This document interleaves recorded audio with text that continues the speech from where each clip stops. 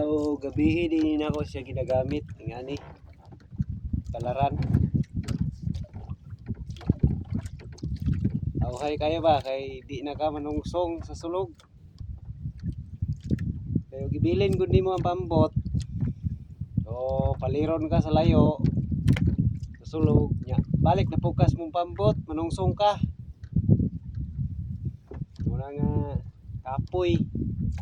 Kini kay yung sangko nimo dito sa tumoy stakot. Sa kakas pambot. Nya. Arriba na puka.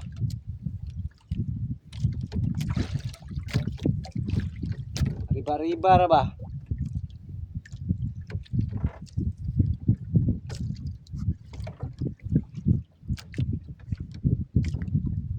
So tawhay kayo basta yung aning gamit nimo mag solo dive ka. Tawhay kayo. Gusto kag langoy ba?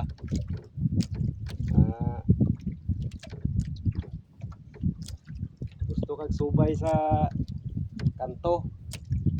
Kay kining pambot magsunod ra man ismo ha. Or pwede pud nimo siya paunhon. Kay dali ra man nimo siya kukuron kay palaran man. Ya pabor man imong langoy mo nang dali ra kay di mo siya maapsan. Tawhay gid ni siya nani. Dugay na kong gamit ani. Adlaw o gabi pod. Mao pod ni kong gamit. Palaran. Tawhay kayo.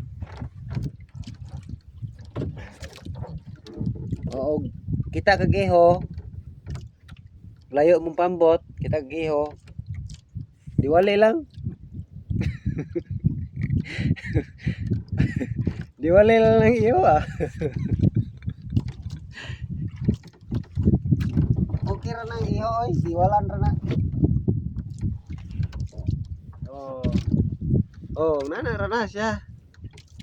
Pwede na pag gusto ra kag langoy. Nindot kayo ang palaran.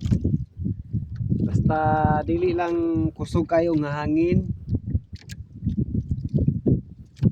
Kusog na nga hangin di na pwede pod. Pero saktuhan lang hangin, okay ra kayo. Basta tinaw lang.